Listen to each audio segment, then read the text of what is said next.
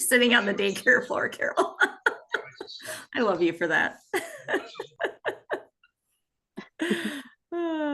I know it's always hard too. Joel and I were talking about that. Like, Joel right now is in Florida and then is going to be moving to Nevada very soon. I'm in the Midwest. So it's like trying to find that right time of day to coordinate everything and whatnot. So all of you West Coastern people are still in your daycare environments. I know. So it's fine.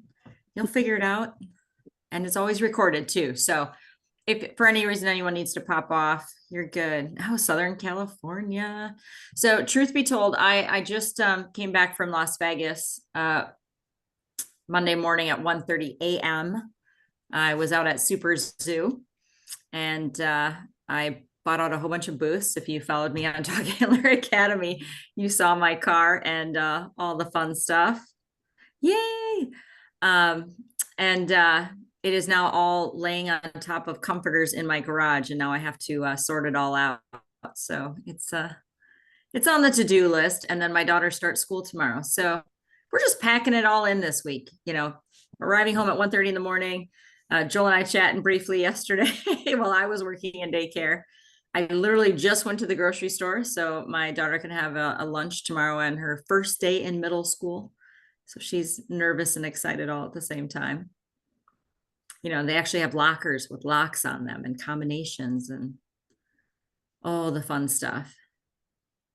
West Virginia. Hello, Elizabeth.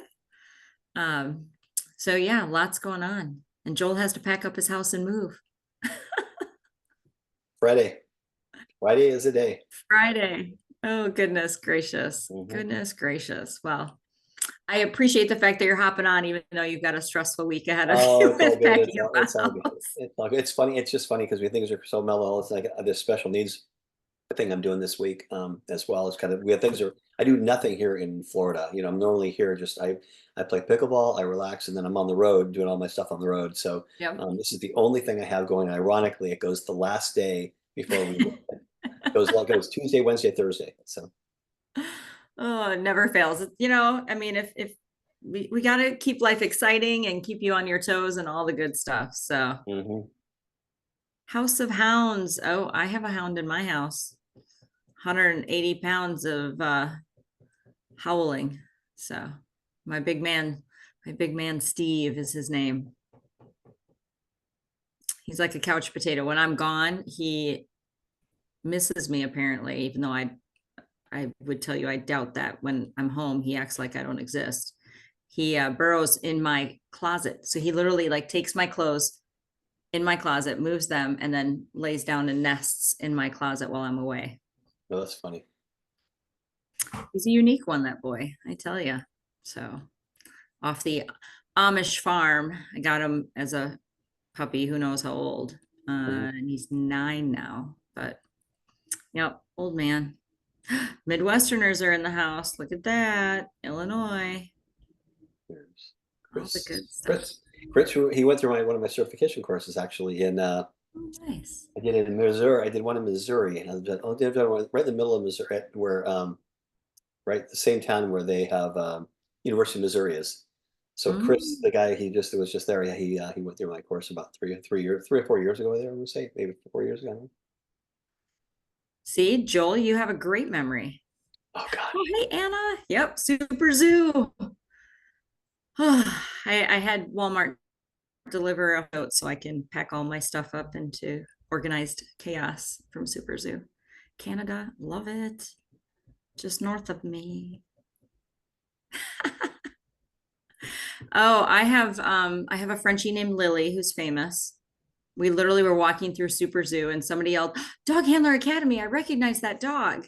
They recognized the dog before they recognized me. So it's all good. And then I have the hound Steve. So, oh, Joel has lots of things going on with Larry and Jay Jack. Yeah, so we're gonna be that was actually, so Joel and I were talking about this yesterday. So that was how I met Joel, was at one of those seminars with the very first one we did in St. Louis. And by the way, we're going to be there for our fifth year in St. Louis again, the same place. And Larry and I love that, and Jay loves that. We love that place.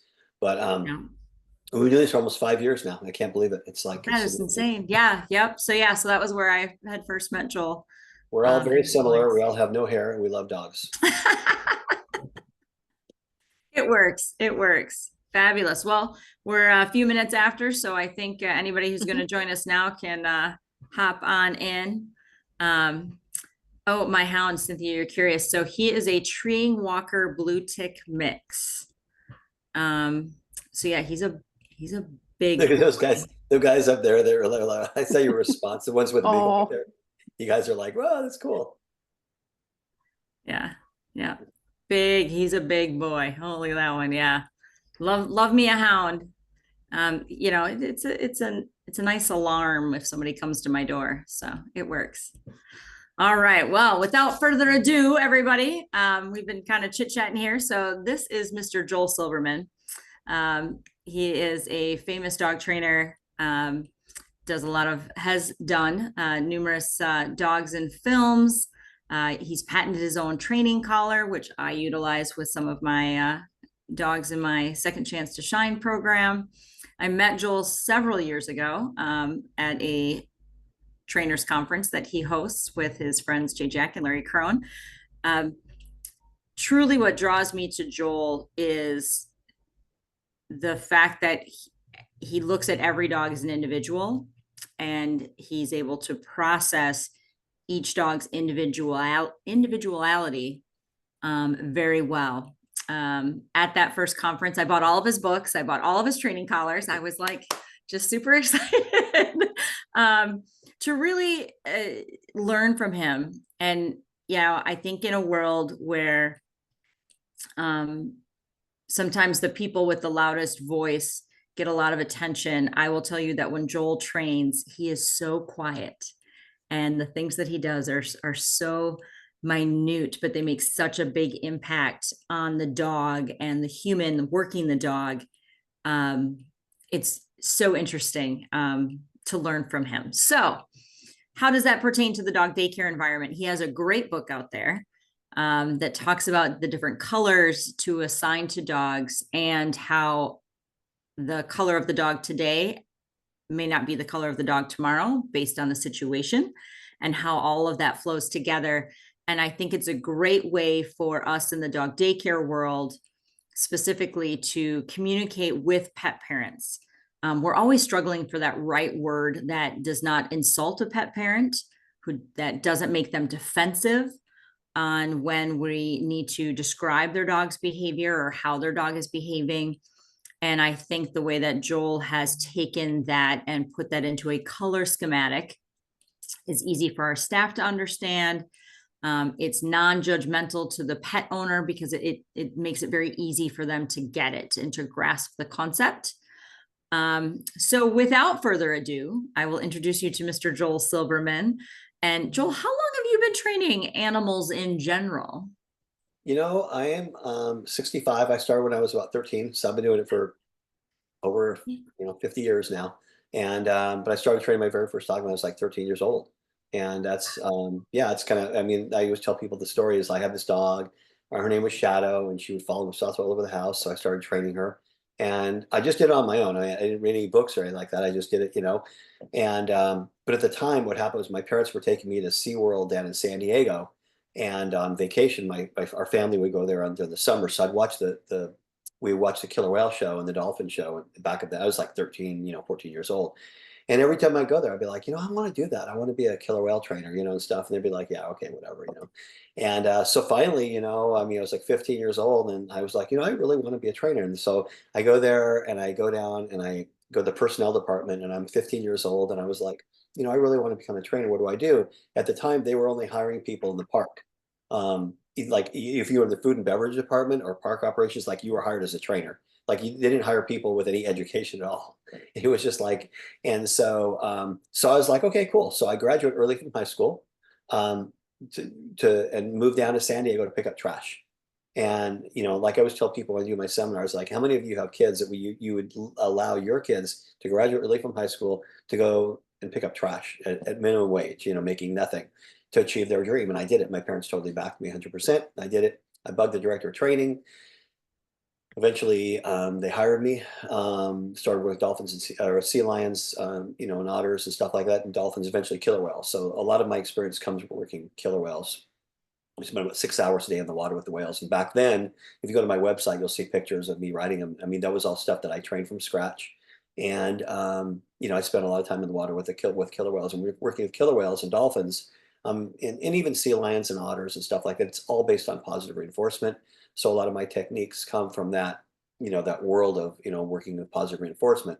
The difference between myself and other trainers that have made that transition from marine mammal to dogs is that I understand that, and I'm rational and understand that there's a lot of stuff to be said with working using true, positive reinforcement, CR training, and working with marine mammals. But you have a luxury in working with dogs when they're in your medium and you're able to gently manipulate them into positions, things that you're not able to do with marine mammals.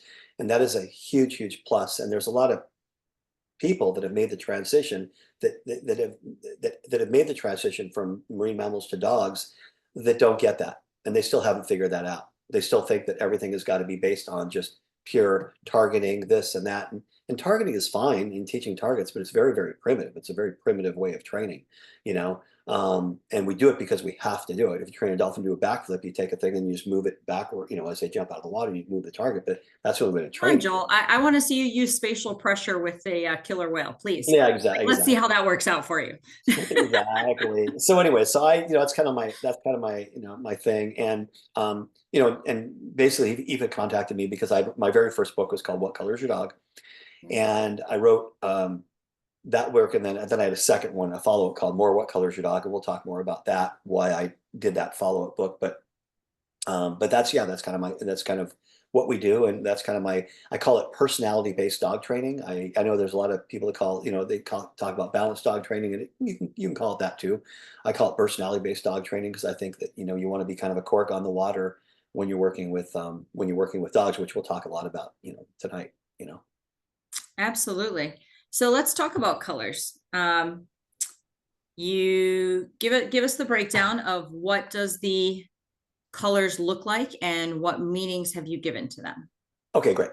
So basically, you got to remember too that when this came out in 2009, I was speaking to primarily, I do a lot of work with humane societies and animal shelters across the nation. So the book was really, really written for them and the people that come in and adopt dogs from the shelter, because what I felt like was so many dogs are returned back to animal shelters and humane societies because we all know because they weren't trained.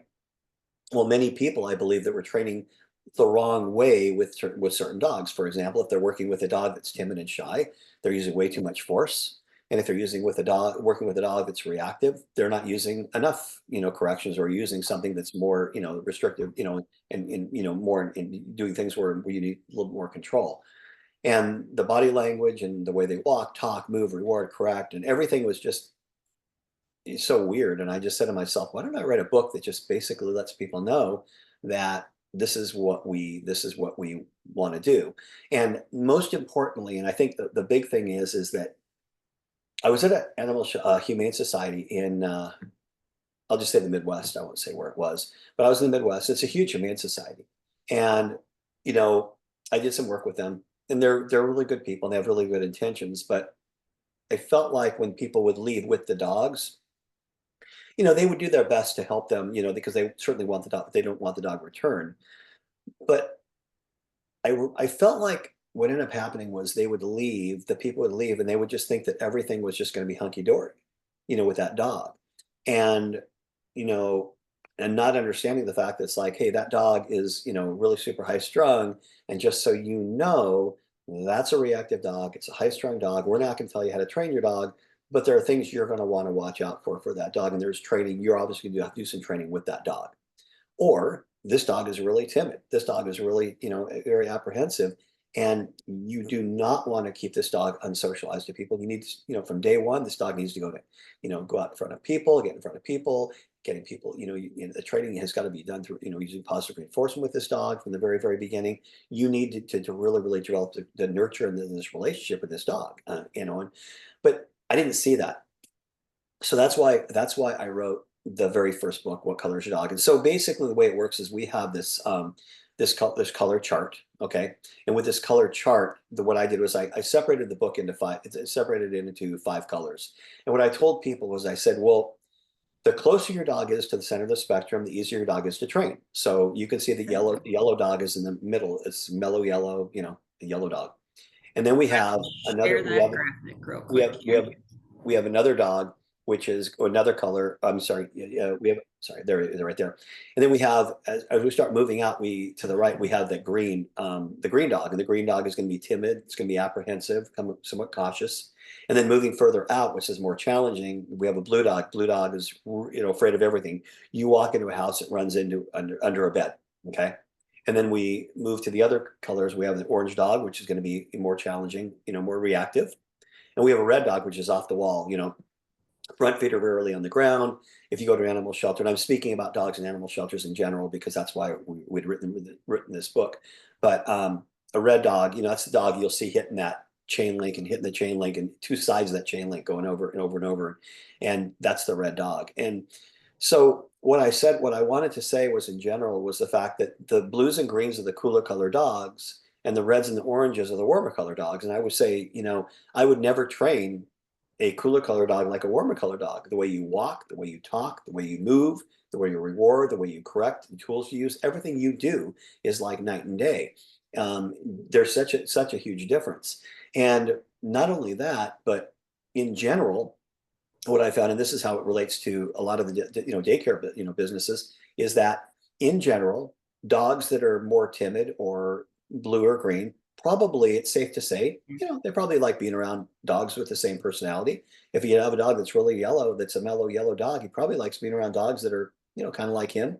If you have a dog that's an orange dog or a red dog that are reactive, that want to play, they're just, kind of off the wall, they probably want to be around dogs that play with each other and just go crazy too. But the cool thing about the reason I had written this thing was the fact that your dog is not always going to stay this color. And that's one of the reasons I did more What Color is Your Dog, the second book, because I really did, because everybody thought for some reason, I was like, well, that means you want your dog to be yellow. And I'm like, no, we don't want your dog to be yellow. We want our dogs to move towards the yellow because we know that a blue dog is never going to be a yellow dog. But if you take that blue dog on day one, you socialize the dog, you train the dog using positive reinforcement, you get the dog around people, hopefully that blue dog becomes green. That green dog, same thing. You socialize that green dog, get dog around people, eventually the dog becomes yellow. Take the red dog, same thing. Socialize the animal, have it, you're probably going to need to use a training collar on that dog, your choice, and hopefully that dog eventually gets some control, gets around people, that starts mellowing out, becomes orange, and hopefully the orange dog that's naturally orange becomes yellow. And there are some dogs that are just naturally yellow. You get a dog from the animal shelter, and you know what, I always tell people, good on you, because if you adopt a dog from an animal shelter that's yellow, you've just made your life really, really super easy, because that dog is pretty much going to be that way. And it's not going to change colors. Yeah. So from a daycare perspective, we usually get the orange and we get the greens and the blues, and yeah, we and try so and work them in the yellow. exactly. And so one of the things I talk about, and then one of the slides that I have when I go to animal shelter, humane society, is exactly what you were talking about. And the greens and the oranges, and I always talk about that. And that is, it's not coincidental that probably 75% of the dogs in animal shelters, humane societies, are also green or yellow, or I'm sorry, green or orange. And the green or orange, it's really important, because if you adopt that dog, you bring that dog back to your home, you have it's up to you. If you socialize that animal and do exactly what I said, train the dog using positive reinforcement at the very beginning, socialize the animal, those animals have every reason to go yellow. But if you don't socialize the animal and the animal's never around people, I really believe taking your dog to dog daycare businesses are great for people to do, because it gets the animal, around other dogs and people and things like that. But if you can get the animal socialized and out and about, they have a reason to go yellow. But if you don't, and you keep that dog in the backyard or keep the dog in the house and never get the dog around people, and that dog is already green, that dog has every reason to go blue, because you're not doing anything to help that dog get socialized. And it's the same thing with that reactive dog. If its dog is reactive, maybe even aggressive, a little aggressive towards people, and you're not socializing the animal at all, we all know what's going to happen. You were way more dogs than I am, that every dog has every reason to go red. So that's kind of the color scheme, and I wanted to kind of get that out there. That's kind of how it works. Beautiful, beautiful. So when dogs come into our dog daycare, this is a great way, in my opinion. And one of the reasons we brought Joel on here was so on their first day, almost all of the different programs that we utilize in dog daycares, whether it's Ginger or Pro Pet or Run Loyal or whatever, there's classifications that we can give to dogs. And this is a nice way to classify a dog when they first come in. And then as we're going, we can always give progress reports or just know based on the dog coming in the door today, and it's an orange dog, what are the steps that we're going to take as a facility, especially those that do enrichment and training, to work that dog over to yellow or to get from blue to green to yellow? Or what is the owner's goal? Do they even have a goal? Some people are like, I don't have a goal. I just have this dog. I rescued it and we're thankful for that. Because I would say, again, in most of our situations, at least half the dogs that come to my daycare are rescue dogs. And so for us, the challenge is getting to know what color are they walking in the door as, and then what are the steps and the tools we can get to get them to this. Mhm. So this is a great starting point. Yeah. And then Joel, like you and I were talking about, so they walk in the door and let's just say they're a blue, right? Let's say it's a puppy mill dog. Mhm. So, it's used to being in a crate, doesn't really know how to play with toys or do social interactions. So that's how the dog is walking in the door. And as the dog spends more time with us, we're starting to see that transition to green. And then let's say the owners go to their kid's baseball game and the dog gets attacked by another dog. Now we start to see the dog regress back or things like that. Mhm. Does that happen? Or I shouldn't say not does it does happen, but how can we explain to people when we're seeing that dog transition, maybe not towards yellow but going backwards? How are ways that we can explain to pet owners how the dog's colors change based on situations? Like you talked about when they're in the shelter and they might be way over here, but once they get out of the shelter, they transition into different colors based on situations. Well, the one thing that I always like to explain to people, and that is that just think of the dog being kind of like a cork on the water, and just what you're seeing in color in the color situation, things can change. I'm going to give everybody an example. And I always use this example. I use it in my book. I use it in all my seminars. Okay, so we all know Jack Russells are kind of high strung and stuff like that. But let's say somebody's working with a Jack Russell that is kind of a little timid, a little apprehensive, a little green, but it has a good food drive. Okay. And I'm training the dog inside the house to sit, to go to a place and stuff like that. I'm training the dog. Okay. And I'm right next to the front door. I'm like literally this far from the front door. And I'm just working with the dog, using treats and everything like that. Because this is a kind of a timid dog and I want to bring it out of its shell. But it is Jack Russell. But let's say last night it killed a rabbit outside. Okay. It killed a rabbit last night. Okay. But so he's showing the dog is emotionally, the dog is showing me it is a green dog, and it's showing me a green color. It's timid. I'm using treats. Everything is great. I'm going to train the dog to heel, but I'm going to train to heel on the front porch. Okay. Okay. And as soon as I walk out the front door with this Jack Russell, okay, because he killed a rabbit last night, even though he was a green dog, he's going to show me a different color. He's showing me, he's becoming reactive because of what happened last night. You need to work with the dog based upon the color he's showing you at the time.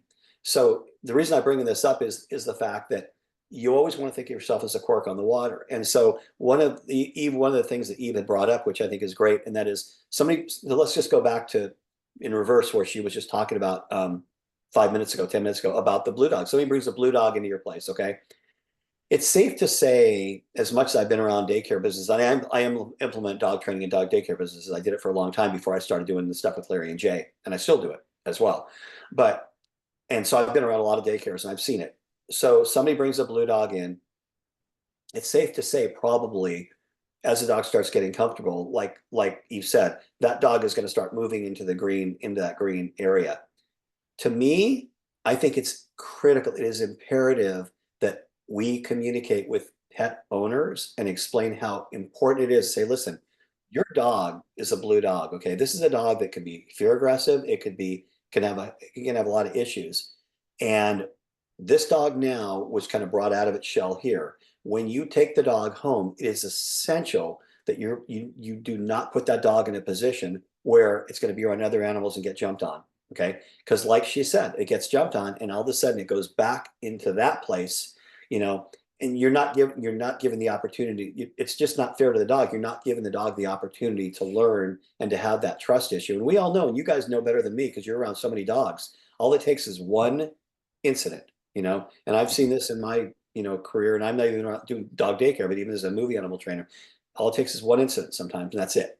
That's it. And the dog is like, screw this, I can't, and so I think communication is really, really super important. I think it's important to communicate to the owners and say, listen, especially if you're dealing with a dog. And on the other side, it could be a red dog too. It's just really, really red. And all of a sudden you bring them around other dogs, the dog becomes a little mellower and stuff like that. Not so crazy. Being around other dogs kind of helps the dog a little bit.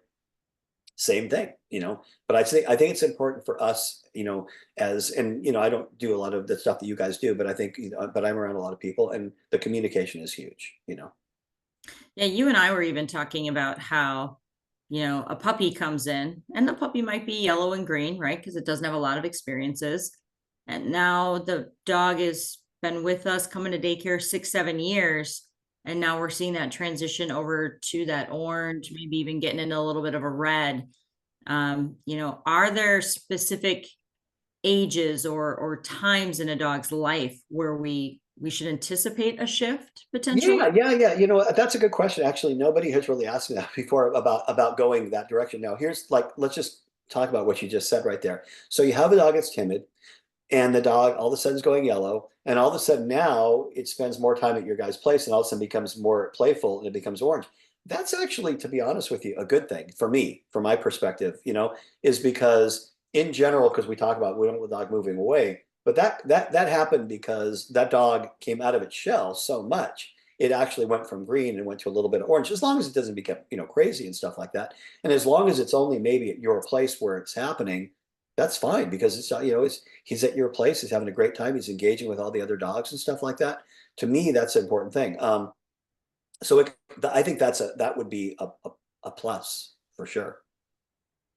And then, as the dog ages and grows, we should be anticipating then a change in color, Yeah, potentially. as they mature, as they mature, obviously they're going to move towards that center of the spectrum. But again, it's all based upon the owner. If the owners don't take the dog out, don't socialize the animal, it ain't going to happen. It's just but it's just important that people, and the communication is everything. And if you guys do if you do training, and I know Larry talks a lot about this. Larry and I are we talk a lot, and stuff. We've been friends for a while now, and he talks about that a lot. And Larry just talks about constantly, it makes no sense if you train an animal and you don't take the animal and communicate to people and show the people exactly what you've done with the animal, and really, really, spend the time with the people.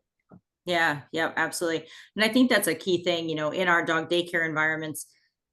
For some of us that have been doing this for, well, I'm going on 11 years now, we've seen the puppies come in and we've seen some of them pass, and watching their transitions and how we just either by utilizing the dog daycare or our staff are able to work with the dogs to help get them, closer into that center category from whichever spectrum they might be. When we're seeing those dogs do transitions, and you're talking about communicating with the pet parent, are there some specific ways that you're communicating with the pet parent? Because I think we all struggle with terminology, which is, again, why I wanted to use your color scheme here, because I just think that's easier. But when we go to start talking about red, that's where I feel like we're on the borderline of kicking a dog out of daycare, because they're just getting to that point where they're too rambunctious. They're too particular about who they need to be around. Mhm.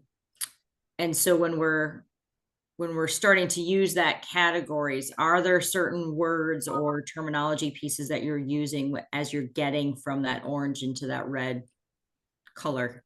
Um, yeah, I mean, I try not to make red or blue a bad thing.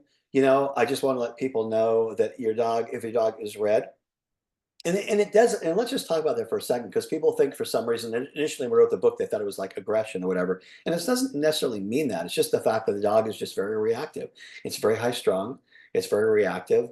And what I would say is that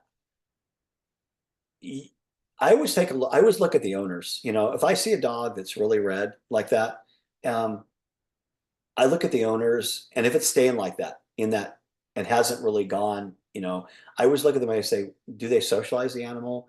Do they, you know, what are they like? You know, do they spend the time with the animal? Because more times than not, if a dog stays like that, you know, I'd have to say a lot of the people are not doing what they need to be doing with that dog. You know, I mean, an orange leaning to red, like an orange leaning to red, you know, totally, that's fine. But a dog that's truly, truly red, I very rarely see dogs that are red. Now, I will say this, and that is because I had my dog Duchess before she passed away. She's the one from a Chase commercial I did with her and stuff like that. The Aussie mix. She Duchess was you want to say, okay, hold on a second here. Okay, you want to say hi? Okay, here he is. There's Oliver, my yeah, I know guy. But the with her, when she would go to a dog daycare business, or a dog daycare place, so we would, you know, we go away for those 4 or 5 days, and she would go to the door.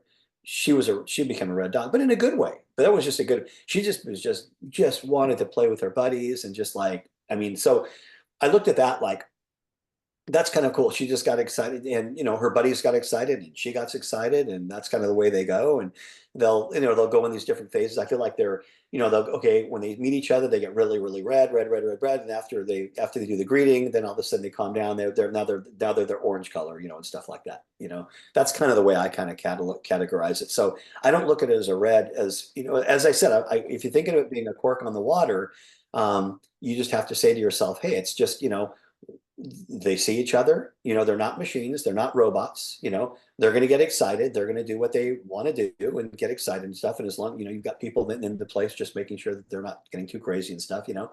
But boy, you just, you know, you let them just kind of do their thing. And then a lot of times that after that, you know, initial, you know, craziness, you know, over with, and they kind of mellow out a little bit, you know, stuff. Right? Is that safe to say? Yeah, no, absolutely. Yeah. So that's good because I think that's the key piece that we are thinking of too is like red, you know, as being like the negative, right? Red is stop, red is that. Yeah, no, I don't look at it And that. I don't look at, and especially if it's only something that where they become that way when they're. But as I said, it is an issue when somebody has a dog, owns a dog that is a, you know, a red dog or a dog that's a blue dog and it hasn't changed at all. And they've done, and they haven't made the effort to do anything. That's a problem. And that's where it's up to you to communicate to the people, to the owners, I believe, to communicate to owners and say, because I mean, they rely on you. They rely on you guys. And to rely on you and say, hey, listen, you know, and there's a way of doing it without, you know, acting like an asshole, but it's like there's a way of, you know, talking to people and just saying, hey, listen, you know, this is what we need to do, and you know, being diplomatic about it, you know. yeah, so when I'm thinking of a dog that's like starting to age out of daycare, right? Like Mm. they're old, they're getting kind of crotchety and cranky. So instead of thinking that they're going red, they're almost going blue because they don't get as excited to come to daycare, right? Like they're walking in, they don't want to be touched. They don't want to like be bumped into. Um, so in my mind, an older dog is almost towards the blue spectrum, almost antisocial to a certain point. Well, the way I look at the blue dog is more of a dog that's just afraid of everything. It's Okay. more the blues, yeah. So the blue is more of a fear type of thing, and the reason I did it was because I wanted people to understand about the fear aggression, because the fear aggression comes off a blue dog. You know, they're just like, it's kill or be killed. They're like, you know, that's it, you know. And in my last book, Rituals, I did the last book, I did a little example of a scenario, and I talked about the blue dog and how a dog can become blue. And I talked about a little Aussie, an older Aussie that just doesn't like people and stuff like that. And all of a sudden, some kids come over and they start chasing around the house, and they chase it over here. It goes down the hallway, and now they chase it again. They're screaming and stuff like that. Dog is like, screw this, goes. And finally they corner the dog. Dog goes under bed. Now they stick their hands under the bed. What's going to happen? What do we know is going to happen? And so, but that's how, and that's why I categorize a blue dog. A blue dog is a dog that Okay. and I wanted people to understand that. Yeah. So the For yellow, us, a lot of that would be boarding. yeah, These yeah. dogs that have never been to a facility before, never been boarded before, Mhm. they walk in our door and they're sniffing around and they're trying to assess, are they at the, I take a lot of them on their first time, right? Am I at the vet clinic? Because I can smell a lot of dogs and they're strange people, just like Mhm. when I went to the vet. Yeah. So that's always my ongoing joke when I see a dog walk in for their first day and you can tell the dog's like, all right, I'm getting a shot. Who's giving me the shot today? Right. Like they give you that look because they don't have an association with your facility and a positive experience yet. Exactly. And for boarding, I think for a lot of places, we're seeing more than the blue that people, especially right after COVID, right? Nobody went anywhere for a year. So then when dogs are walking in, they're, walking into a suite. This is a small confined space. And just being in an environment that they're not familiar with. Hmm. Yeah, yeah. No, I think that there's the other thing. Well, the other thing I was going to say too was when you have your type of a situation where you have all these dogs together, there's a couple things that psychologically, like what I'll do a lot of times if I'm just going to give you an example. Okay, so when I was at SeaWorld, we had these North American river otters, okay? And so we wanted to separate, if we ever want to separate them, North American river otters they're really smart and they're huge. Their heads are like this big, they're giant. And their teeth, they're really, and if they bite you, they're carnivores. They're pretty nasty. But they're really smart. We would train them and stuff. So we train them to go into I'm just going to give you an example. We train them to go into a box. It was like this high. So they would stand up on their hind legs and they go. So they place. They go in their box. We throw some food and they all go in the box. And we call one out. If they don't hear their name, they don't come out. Okay. So one comes out. We separate the door. We walk in, reward each one of them for staying there. So, and what I was saying, what I was thinking with dog daycares, especially when you have dogs that are reactive or orange dogs that are really super high strung, when you can take 3 or 4 dogs that go and play together and say to yourself, you know what I'm going to do? I'm going to put them in a different area and I'm going to train them to go. If you can train something like that, okay, all on a big large area, they go in the large area, they go and they hear their name, they come out, open the door, whatever, and walk over. What it does, that redirection, when you do something like that, it redirects the dogs and it puts the dog in a total different frame of mind because the working mode, and Jay talks about the windows a lot in our seminars. Every time we do the seminars, he talks about the 4 windows. And when you put that dog in the working mode versus the play mode, playing with other dogs and stuff like that, those are 2 totally different windows.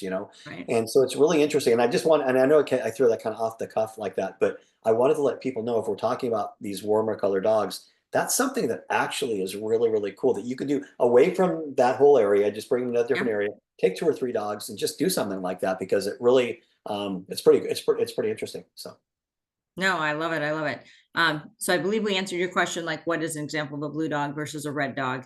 Are there certain breeds that you find to kind of fit in those buckets at all? Yeah, in general, I tell people that I try not to generalize too much about breeds, but I would say it's safe to say that, and one things I always tell people all the time is that if they have if people are, the family, if they have family, I've always told people, and especially if you have young kids, whatever, golden retrievers and labs, just because they're so tolerant of kids.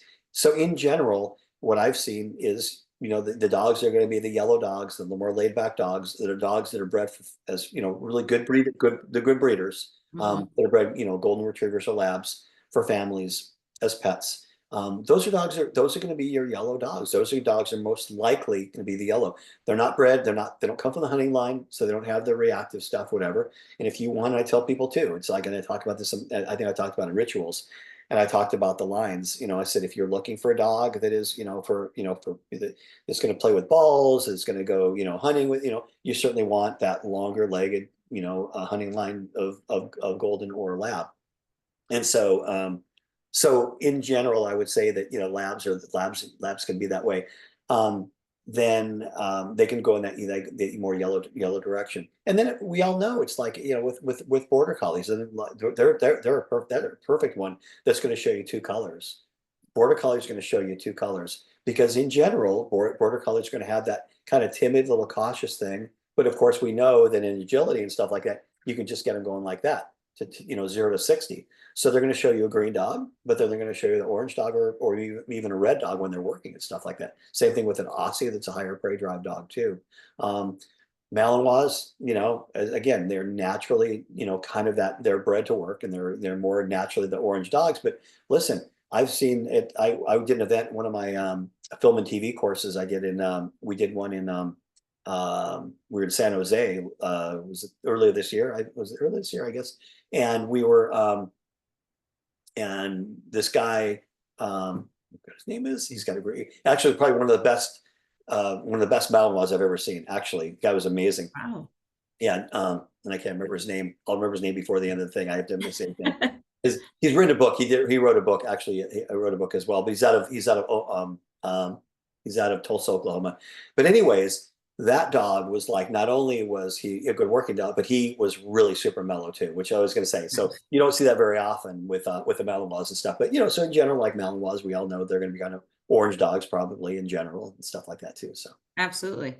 So one of the things that is kind of coming more and more commonplace in dog daycare facilities is doing enrichment or offering alternatives to standard dog group play. Would you think that those orange to red dogs would be better suited for an enrichment style type of environment where they're made to work or utilize some skills? absolutely. Oh, 100%. 100%. I'm a huge fan of that. I tell people all the time that in general with dogs, and this goes back to like today, I was just teaching my this special needs course I just launched this year. Oh yeah, sorry, we need to talk about that. We'll talk about the end. Yeah, we'll talk about the end. But I was Sorry. going to these three autistic Awesome. students of mine, and so it was the same thing I always tell people. I was like, and they were really good about it. I just tell them, make it a statement, not a question. I say in all my books, my TV show, because people go sit, lie down, blah, blah, blah. And if you have a dog that's reactive, when you go sit, it's just the same thing as okay, ready, ready, ready. And so actually, they don't realize they're screwing the dog up. You're getting the dog, and if you just say, make it a statement, you go sit. And it's like, so they go, and a lot of people will say to me, it's like, oh, I just want to be nice to the dog. It's like, well, you're our nice dog. You're just telling the dog what to do. I said, remember something. And this goes back to, this is kind of where what I was going to say was, they're bred to be told what to do so that when they do what you tell them to do, whether you're a movie animal trainer or train dogs for dope dogs or train dogs for whatever, you could tell them how great they are and you could love on them. And that's what dog training is all about.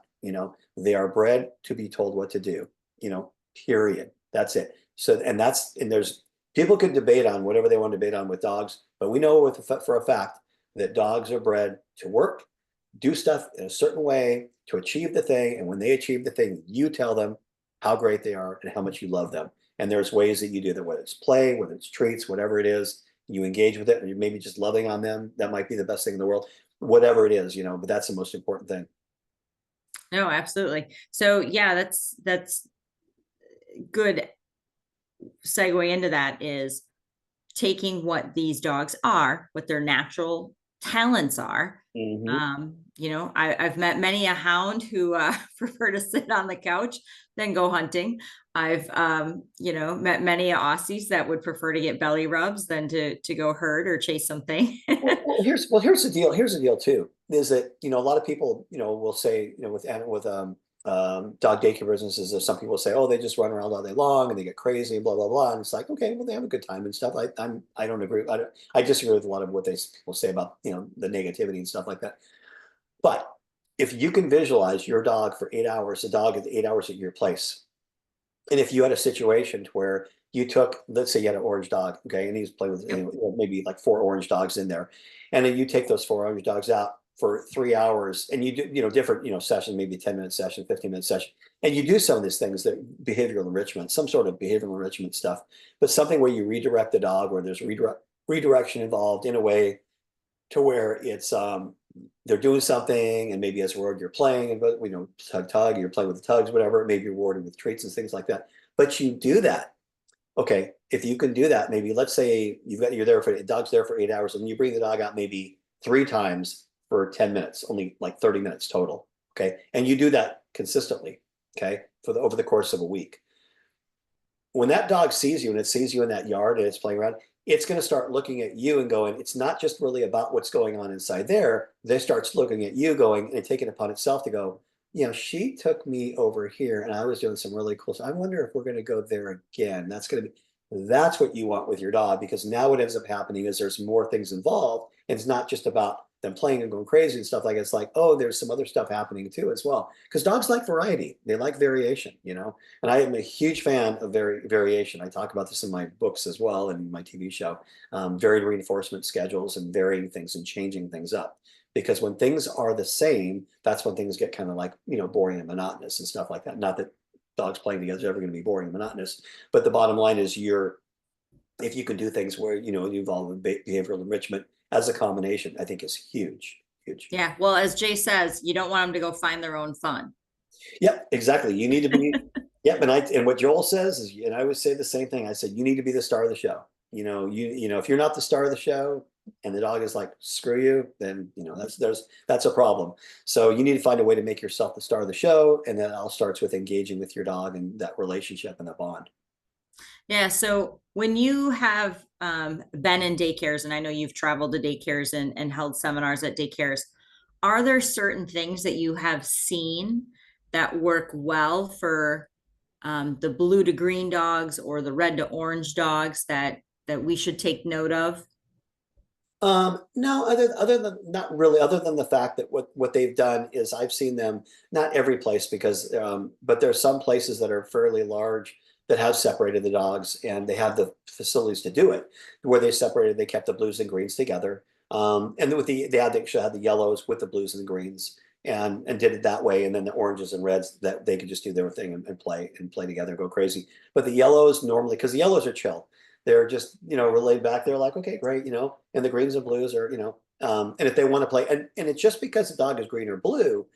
I've seen a lot of places where they put greens and blues in together, but they play together, and they'll play and they'll start getting, going and getting, which is what you want, you want to bring them out of their shells, so, and they look almost like an orange dog, but they're basically, Right.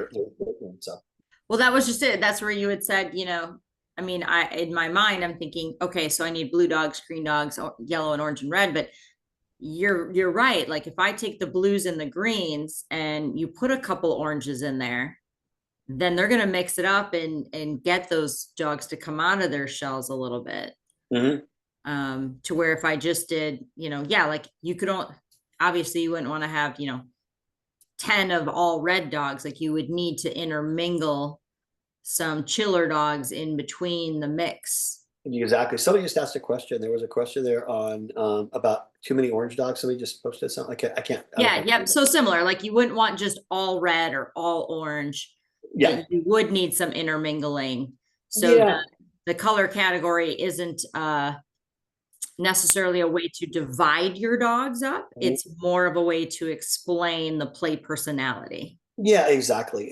But I still would say that from what I've seen, and there are orange dogs that just do like, orange and red dogs just like playing with each other. They play rougher and, not rough.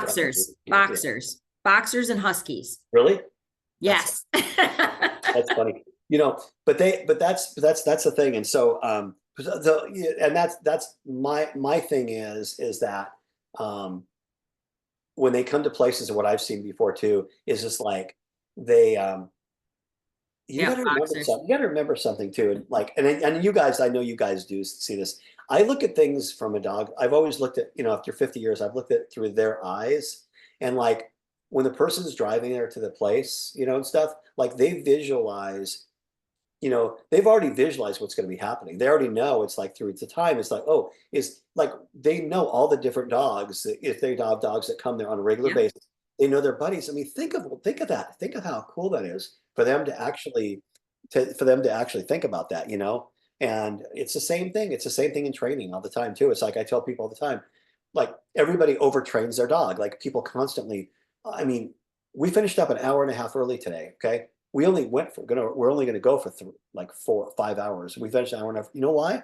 Is because we don't overtrain. We do it 2 or 3 times. I stop and I tell people after 2 or 3 times we just stop. And like everybody goes, why are we stopping? I mean, we're gonna take a break. We're gonna take like 10 or 15 seconds, let the dog digest what happened. I said, because we just rewarded the dog 3 times for doing this. So the dog is like going, but people that just keep going over and over and over again, Right. you're not giving the dog a chance to digest what just happened.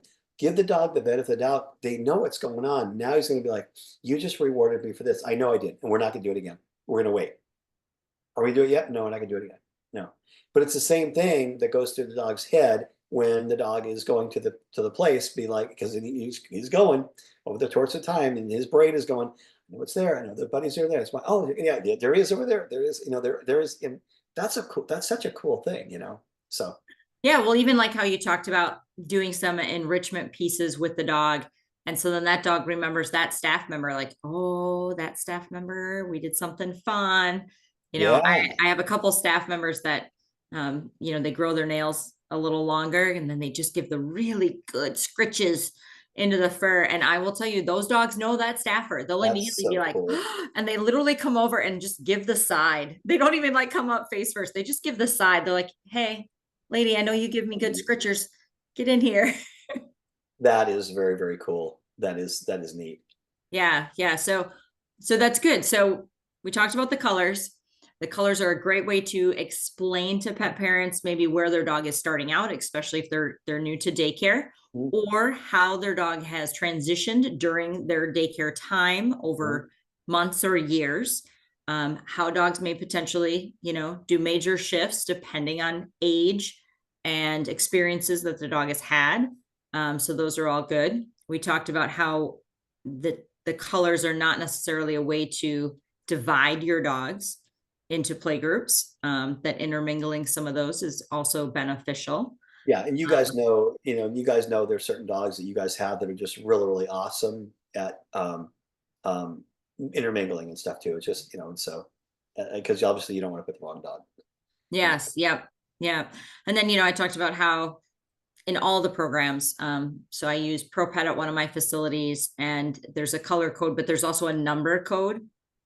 So we code some dogs as stranger danger, heavy player, things like that. So again, utilize whatever your computer system is to help you to identify within this realm Yeah. of what the dog is and how they would transition.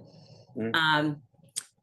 In your opinion, Joel, like if you were to walk into a daycare facility as a new hire, would having this printed on a wall be helpful? How do you feel is the easiest way to explain to somebody who's doesn't know dogs very well, right? They're just coming in because they think playing with dogs is going to be just a great job. I think print on the wall is a great thing, honestly, because people are visual and stuff like that. And if you have that chart, if you have the color chart, have that thing right there. So what I would have the color chart, and below that, just below the chart, you would have just listed, you would have the personality of the dog. People could look. And Perfect. and the message to everybody is always that this is your dog's, maybe natural personality. Your dog is natural this color. But like, the message is dogs change colors, you know? Sure. And that's the bottom line is like people need to understand that green dog, that green dog can go orange if the dog is a dog that just has the ability to be reactive, even though it's emotionally green and it's kind of timid and kind of cautious. But there are things that can pull the dog out of its shell to make that dog the orange dog. And it can skip yellow and just go right to, right to orange. Same thing. You have a dog that's orange, and that somebody, all of a sudden the dog's got some sort of fear issue of something, but he's an orange dog. He's got he's very, very high strung, but all of a sudden he sees somebody in a hat. He doesn't like somebody in a hat. And all of a sudden the dog goes from orange to green, just like that. So there's things that, and the message is, when it happens, is people need to look at that. And Larry talks about this all the time, is to address the situation. We do it in our seminars. Like, if a dog blows up in our seminar, I wasn't sure if you saw it, if it happened at our thing, but I mean, I shouldn't say always, but there's a dog that will blow up. Yeah, pretty much every time, the dog blow. We stop everything. And we go and address that situation. We don't care. I don't care if I'm doing my thing or Jay's doing his thing. If a dog blows up, we stop and we all go over there and we address the situation, And it's the same thing with this situation too, as well. If you ever see a dog that's going from green to orange or orange to green and going in those weird directions or whatever, you need to address that. And we need to communicate with the owners on how to do that. Yeah. So I know in your book, you go into quite a bit of terminology when you're talking about your colors. Do you think that's something that's helpful for us to add that within the color scheme if we were to have this printed out somewhere or in our employee handbooks, those types of things? Oh yeah, for sure. We talk about, like, when I define, like, the colors and stuff like that. Right.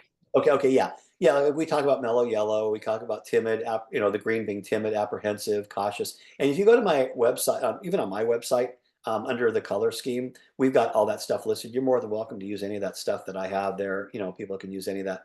But timid, apprehensive, cautious, we talk about being green. Blue's just afraid of everything, just really, really super afraid of everything. You walk in a house, runs under a bed. We always use, I don't know why I've always used that example. Yellow, mellow yellow. Orange is going to be high strung. They're going to be reactive. Not like a red, but a red is very, very high strung. And that's going to be the dog. You go to an animal shelter, it hits the 2 or 3 walls, with its feet. Boom, boom, boom. That's the type of dog that is. Very, very high strung. Very few. And there's a small percentage of red dogs, small percentage of blue dogs, large percentage of greens and oranges, and probably a small percentage of yellow dogs as well. Ooh, so this is a good question. And I've had to do this, so I'm going to throw this one out to you, Joel. At this facility, they've had cases where a green dog had eventually turned into an orange color dog. However, they notice in some of these few cases, they feel the dog is in a home setting so strict and restricted that when they come to daycare, they let loose out of mere excitement and now are over the top, bordering near the red. How do you discuss this situation with a pet parent without offending them that they are extremely harsh and restrictive in the dog's home life environment? Well, I mean, it's probably, you can assume that, but you really don't know unless you see it. So if I would love to go, if I were them, I would, if you see something like that, and I communicated to the owners and said, listen, we have an interesting situation happening here because the dog is showing a different, it's going from, green to orange and stuff like that, and almost get to the point where it's red, and we're having a little bit of an issue. So we would love to see the dog in the environment, and stuff in the home environment. I'd love to go there. I just like to see how they react to that, how they interact with the dog, because if they are being restrictive, if they are doing things, then they need to do things that are not restrictive to the dog. And it's up to, me as a trainer, or, to come over there and go, the behavior person, say, listen, you got to let the dog, and that will answer any questions you have.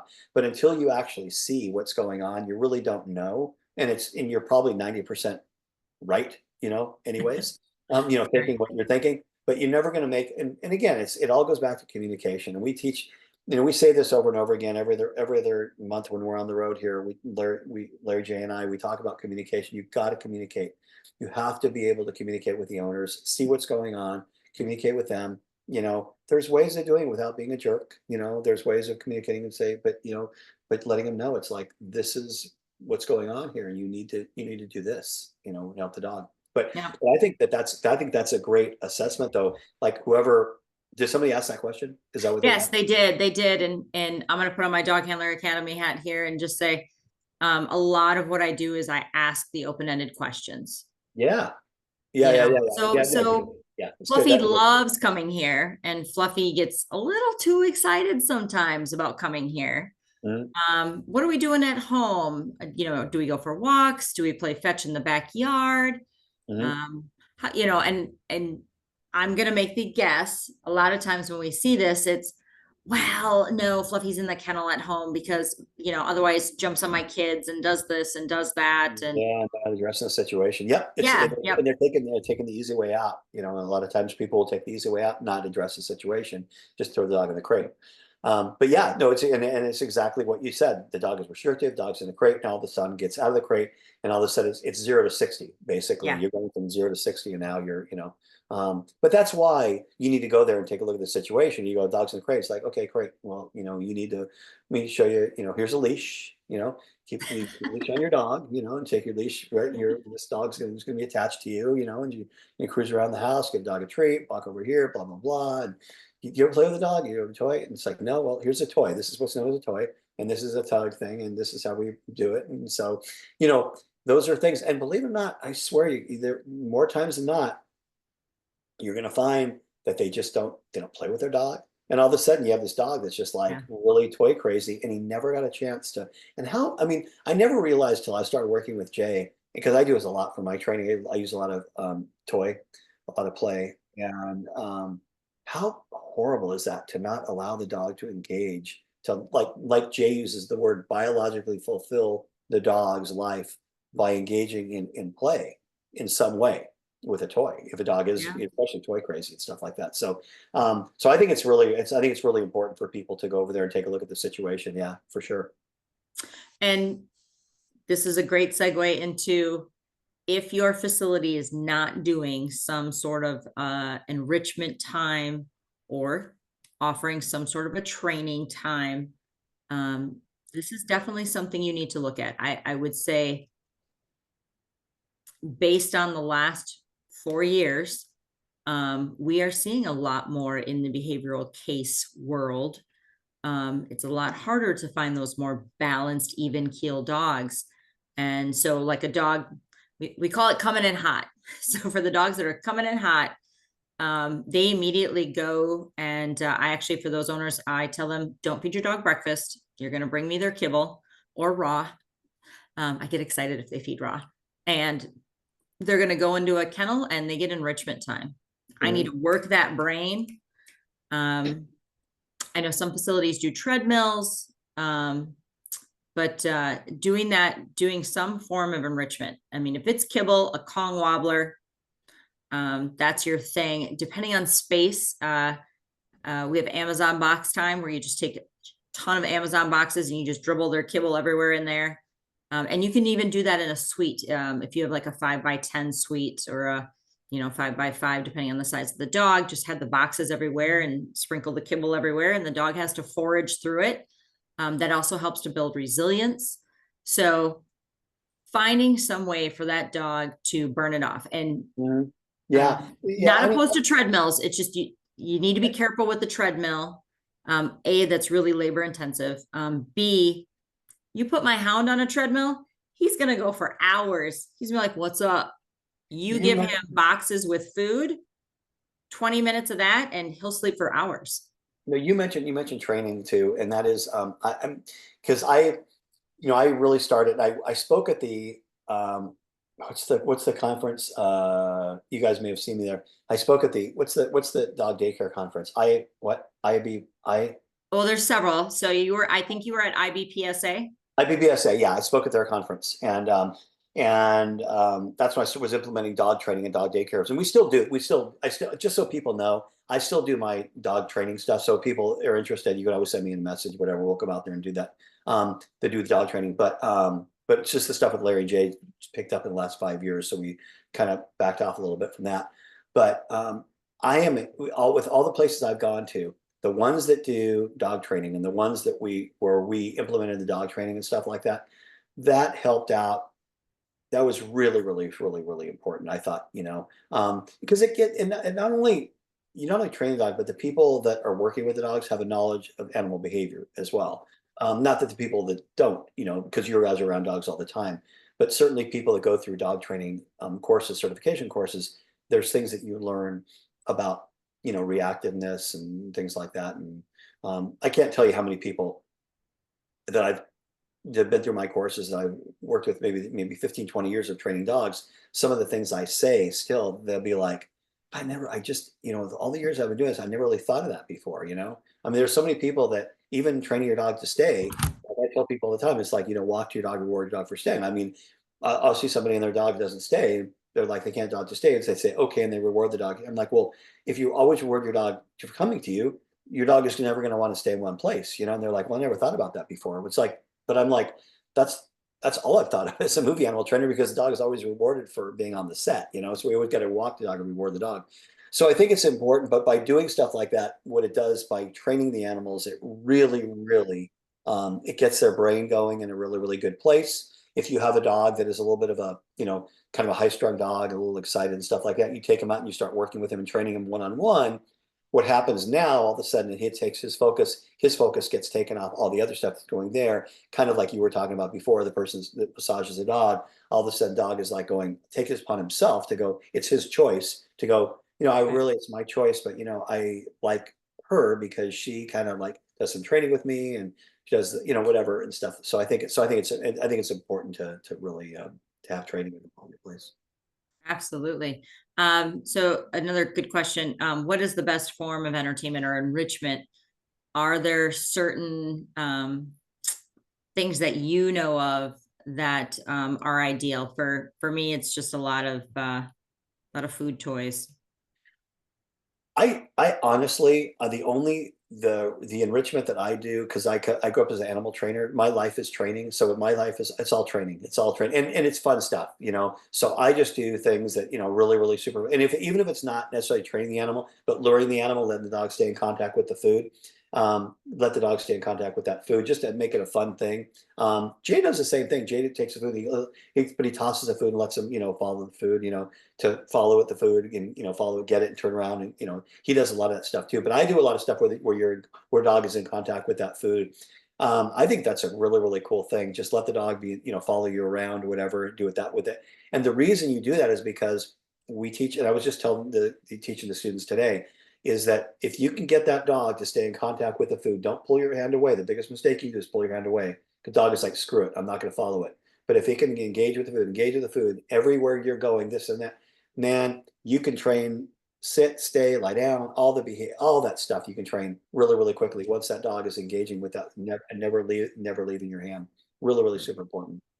Another good question. What enrichment activities or would enrichment activities need to vary based on the dog's personality color? So if we have a blue dog that is fearful of staff members, maybe is fine with the dogs, but the minute a staff member comes close, they're like, I'm going to pass. What would you recommend as an enrichment activity for that type of dog? Man, I would probably, I would do something I guess my thing is I would try to do something to try to find a way to good way to deal with that situation. High value, if you are going to use something, if we're talking about a blue dog, okay, most blue dogs are not necessarily into the toys, so you're going to have to use something like a high value treat. And that's we didn't talk much about that yet, but blues and greens. The reason we talk about blues and greens primarily, we want to use something high value, something you never give the animal in a training session at all, but you only give it to them at this particular time. And that is where you make it kind of fun. And now you toss the food, let the person stand there. Like first thing I would do is, if you want to do some behavioral enrichment, I would just toss the piece of food on the ground, let dog grab it, have the person face away from you. So the person is a prop. Dog's not looking at the person, boom, throw it around the person, just make it a game. Comes back, gets food, boom, comes behind it, toss it over there.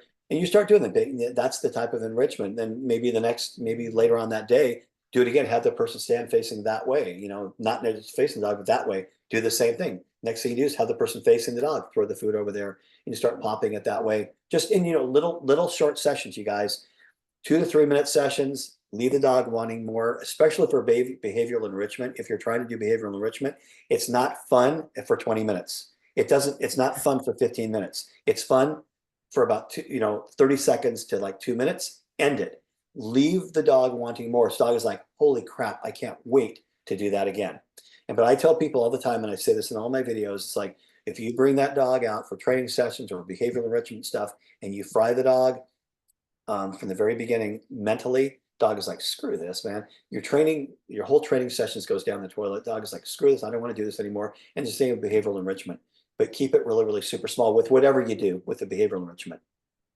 Sure, sure. So I know a lot of times when we have a blue dog, and again, starting out in daycare, when we go to do let outs, that dog usually stays in the corner. Like it doesn't want to rush out, with everybody else. And so we end up leashing the dog up and walking it out. So that would be that opportune time, as you talked about, having that high value, like here's the food right in front of your face. And then we lure them out to Yeah. the outside play yard, and then we're done. Yeah. It's just a walk down the hallway. Yeah, and if you did that consistently, with that dog, eventually, like I say, that dog eventually is going to start going, oh, doors opening, and like we talked about before, their brain is going, okay, she got the food. Yeah, she does have that food. Okay, great, no problem, And the dog takes it upon itself to make that choice, And always remember too, you guys, that I never talked about this before until I started working with Jay, and that is Jay talks about choices. We need to allow the dogs to make choices, okay? And in that situation, that's a perfect example. The dog made its choices go over the course of time. Dog is like going, and it may have been where you lured the dog with that high value trait for the first couple times, but all of a sudden, dog took it upon itself to come to you, going, I know she has it. Oh, she does have it. That's right. And she came in, and that's what you want to do. But dog made the choice to do that. And I'm going to bring this up really, really quickly too. When we train our dog to go to a place, you guys all have like the elevated, there's elevated areas and stuff like that. Mine's about this high. Okay. I keep a leash on the dog, but I keep the leash really loose. There's a lot of slack in the leash. I only have it on just to have a leash on the dog. I don't have it on for any other thing. I'm not going to pull the dog at all. I'm luring the dog. If you're luring the dog up on this elevated area, just like that, luring it up there with a treat. Okay. And the dog stops, okay? And you go, okay, you have a choice. The dog stops. Because, most dogs want to come up. This dog didn't want it. I put the food down there on the elevated area, drop it down there. He eats the food. Maybe put one paw up there, maybe puts two paws up there. Eventually puts, three, we do it again, take the dog off, counterclockwise, bring the dog back, okay? We drop the food down. Over the course of time, after 3 or 4 times, dog's like, oh, I'm just going to jump up here and take the food. Great. While the dog jumps up, before the dog has a chance to come down, or worry about anything, it's like, okay, we take the dog off. Dog is like, okay, this is a game. I jump up here, get a treat, we come off. That's it. In that situation, you guys, the dog always had a choice, okay? Always had a choice. Here's the deal. With some dog daycare businesses, because a lot of people are used to handling dogs and constantly handling dogs, what a lot of people will do at dog daycare businesses is they'll take the leash and the dog's head's here, leash is here, and they have the leash. Now they keep the leash tight. So when they say place, they make the dog get up on the place, okay? Now, yes, you made the dog get up there, but you didn't give the dog a choice to get up there. He had no choice at all. So it's really important from day one in training. Now, over the course of time, let's say the dog is trained after 2 years to go up there and he doesn't want to go up there. There's nothing wrong with giving a little correction. It's like, hey, you got to get up there. That's fine down the road. But for right now, early on in training, we want to give dog choices. And because if you're giving the dog the choice to go up there, it wasn't the situation where you made that, it wasn't a situation where you said, hey, regardless of whether you want to do it, you're getting up here. And you can make the dog do it, and that's fine. And nobody's saying it's wrong. I'm not saying it's wrong. All I'm saying is the fact that always think in terms of giving choices to the animal. Let the animal make choices, especially early on in training, because that's what's going to make your training sessions go so much better, because now the dog is making the dog think, rather than going, I'm just going to stand here because she's going to correct me and make me go up here, type of thing. How did you say that? Sorry. No, you're right. And that's one of the things too, I think in a daycare environment, we are constantly just teaching the dogs, and I'm going to say manipulating to a certain extent. Yeah. Into good choices. Not a bad way. No, not in a bad way. There's this place there's a place I went to. These girls, there's 4 girls, and they were young girls. They were awesome. They ended up doing really, really well. And I said, you guys are going to do good. I said, because nobody's telling you not to do what you do. Because what they would do is they give them the dogs, and they have these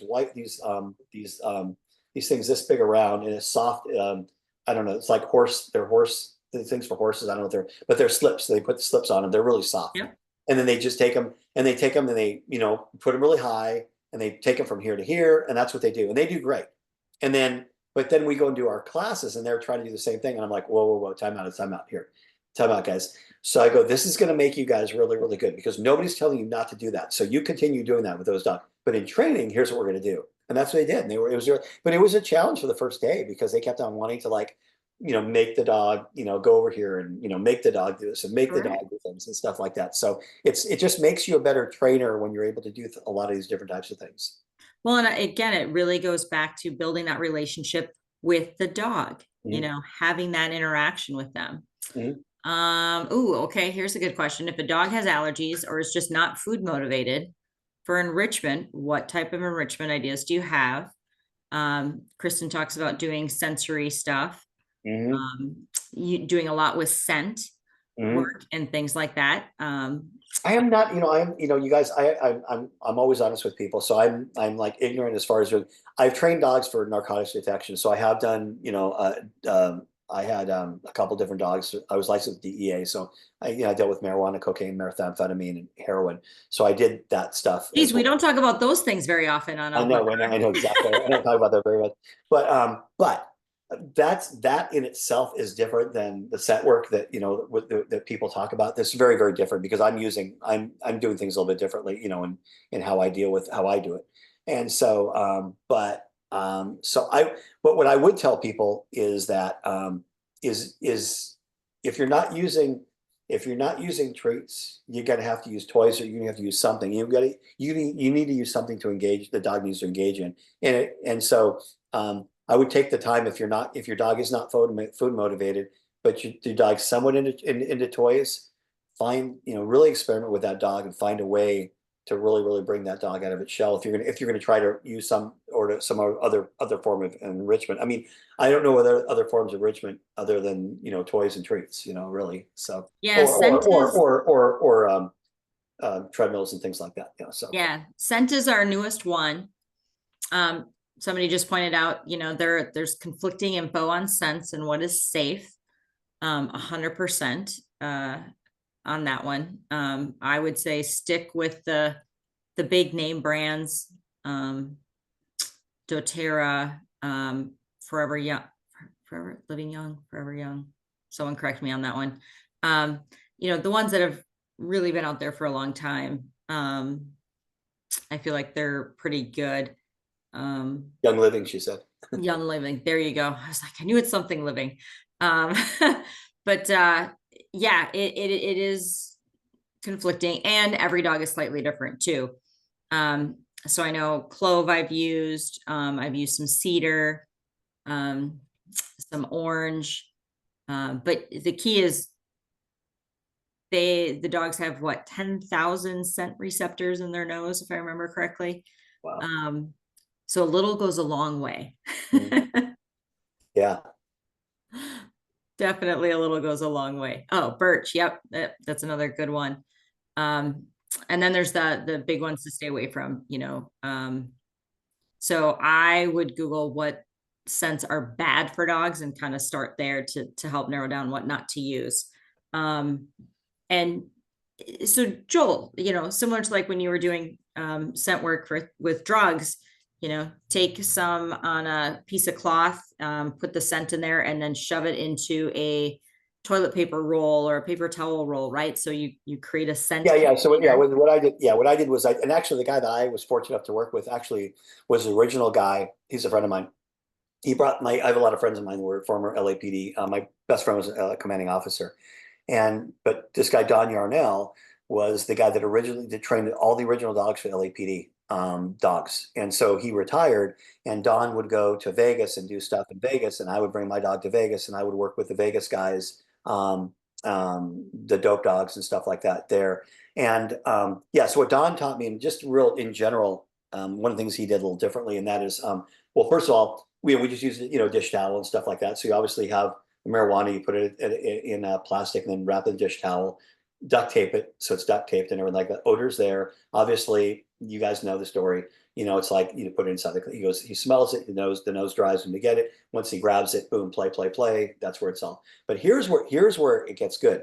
We would use the ball. We use the ball. And what Don taught me was, because a lot of people did not do it this way. If you have the narcotics, then the drawer, let the dog hits the drawer, sits, stares at the drawer, reacts to the drawer. What people would do is they'll take the ball and throw the ball, and dogs like turn around and grab the ball. That's not what Don taught me to do. Don's like, it's the flushing of the rabbit out. So what you do is you take the ball and in the back of your hand, you open the drawer. Everywhere you go, you boom and pop it out. So it looks like it came out of there. That's it. So they're always facing there, but still there's some guys that have trained it with and they throw the ball to the dog, and it's like, when you think about that, it's like, well, it really makes no sense. Dogs it's going to look back at you.